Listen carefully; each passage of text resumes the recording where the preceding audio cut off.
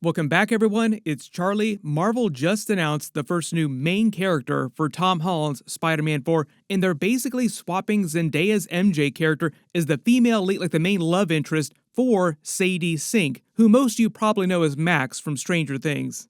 The reports about who she's playing are wild, and it sounds like the least interesting choice Marvel and Sony could have made for her character, which sounds about par for the course. Like anytime a new actor is announced for a Marvel movie, there are a ton of theories about who they're playing. Everybody comes up with amazing theories, and the fan theories always wind up being cooler than what actually winds up happening, than what Marvel actually winds up doing. It's like another version of saying that the concept art for Marvel movies is always cooler than what they actually wind up doing in the movies. Almost feels like one of those situations where Marvel has Tom Holland leak stuff on purpose just to get people excited about the movies. But it sounds like Sadie Sink's character relies heavily on multiverse tropes we've seen in the last couple similar movies like Deadpool and Wolverine, big multiverse movie, and Spider-Man No Way Home, also big multiverse movie. If you haven't been following the news for Spider-Man 4, it's supposed to be another big multiverse movie just like No Way Home, only even bigger in scope because they're sandwiching it between Avengers Doomsday and Secret Wars, and Tom Holland's Spider-Man is supposed to be in all of those movies back to back. So we'll break it all down. I know there are a bunch of questions about the future of Spider-Man because Marvel seems mostly concerned with X-Men Fantastic Four after Secret Wars, but Spider-Man is like the other most popular character that they have access to, one of the most popular characters in the history of the world next to Batman and Superman. So really the pillars of Marvel going forward after Secret Wars are basically X-Men, Spider-Man, and Fantastic Four. And that's assuming that Fantastic Four does well this summer. If it does not do well, it's going to mean some big changes for their plans going forward. Because they are a critical part of what they're doing in Avengers Doomsday and Secret Wars. But if you're brand new to the channel, be sure to subscribe to get all the videos. Whatever winds up happening, good or bad or disaster, of course I will do videos for it. Like we saw everything that happened with the whole Sony Spider-Man spin-off universe. That ended in disaster, generally. You didn't see that coming? The way that Tom Holland has been hyping up Spider-Man 4, it sounds like they have some better idea, like the good stuff is going into Spider-Man 4, so hopefully it will all wind up working out long term. But if you didn't see the news this past week, Marvel confirmed the first new female lead of Spider-Man 4 will be Sadie Sink. She's a great actress, she's done a great job in Stranger Things. She'll be back as her Max character during Stranger Things Season 5 later this year. They're probably going to split the final season of that show the same way they did with Season 4 though. So it'll be like Season 5 Part 1, and then there'll be a break, and there'll be Season 5 Part 2. Her character's been in a coma since the end of Season 4, but she will be back, like she'll come out of that coma. Right before Marvel announced that she had joined Spider-Man 4, there'd been a lot of talk about her being the new lead pick for Jean Grey in Marvel's X-Men reboot movie, which is set after Secret Wars. Like, we'll see that movie after Secret Wars. Kevin Feige did say that they'd be slowly introducing more big X-Men characters before Secret Wars, like new MCU versions of the characters, just so that everybody wasn't completely surprised by it, like casual audiences didn't go from like 0 to 100 right after Secret Wars. So when Marvel confirmed that Sadie Sink would be replacing Zendaya as the female lead of Spider-Man movies going forward, it kind of raised more questions than it answered, because people are like, wait a minute, does that mean that they're introducing Jean Grey, like the new Jean Grey, in a Spider-Man movie instead? Because that'd be an interesting twist. Or is she going to play some other big redhead? Because all the trades that were making this announcement, and usually get news directly from Marvel, like confirmed news, they only report legit stuff, said that she's probably going to be playing another fan favorite, iconic redhead from the comics who is like a major character. Thinking specifically about iconic redheads from the Spider-Man comics. This is where things get way less interesting, like, oh, Marvel, Sony, it sounds like you made the most boring choice possible. I am sure there'll be all kinds of memes about Medusa and the Inhumans coming back, like, oh, Medusa, most iconic redhead, they're bringing the Inhumans back, they're no longer a joke to Marvel.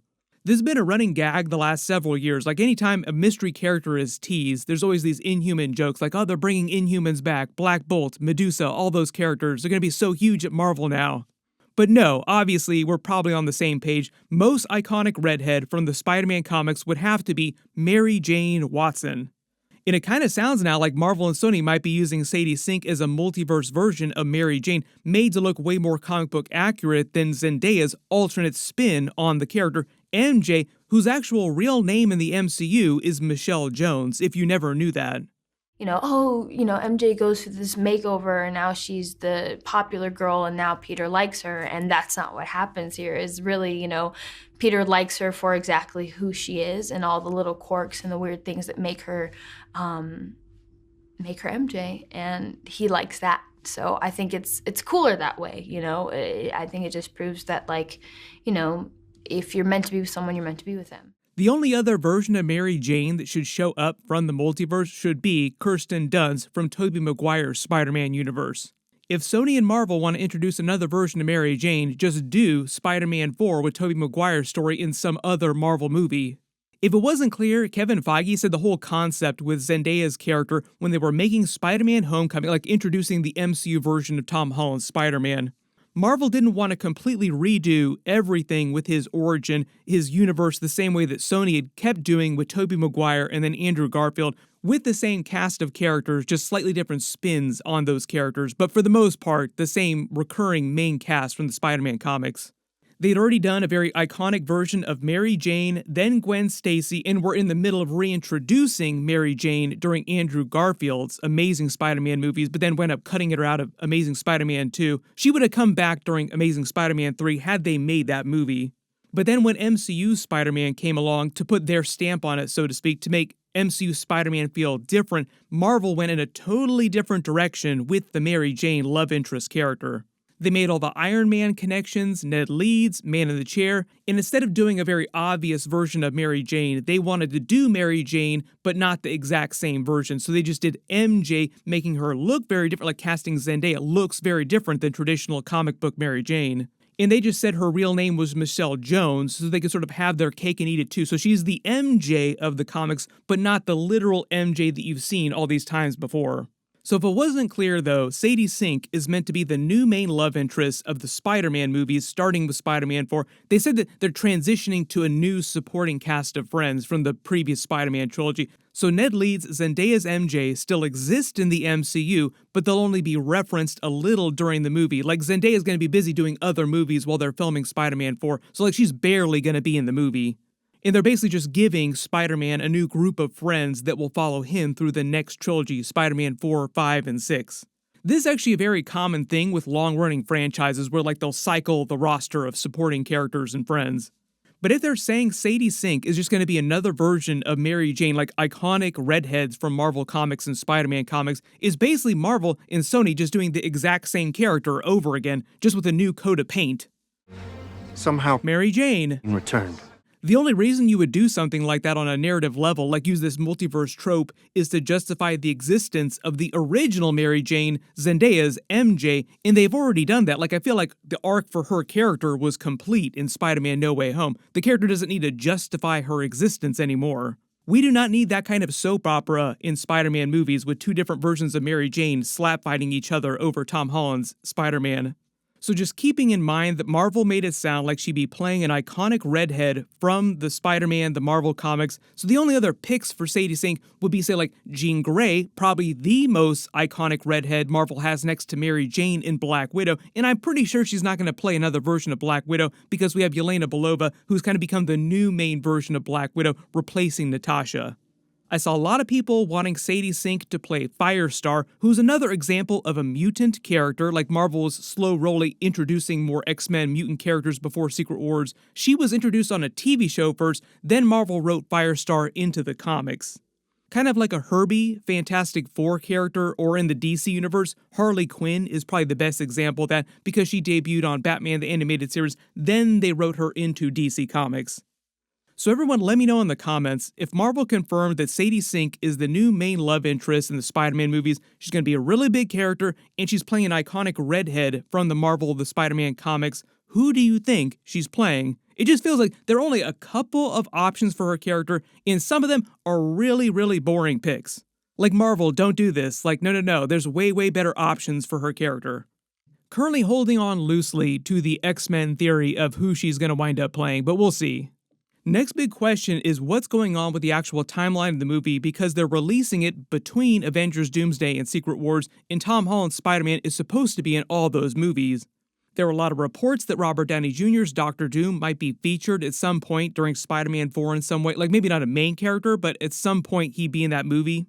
Probably the most sensible theory for how they handle this is actually pulling an Ant-Man and the Wasp, where they set Spider-Man 4 before the events of Avengers Doomsday is completely done, because Doomsday is releasing before Spider-Man 4. So they just have their fun in Avengers Doomsday. Robert Downey Jr. comes, wrecks the MCU the way we're expecting.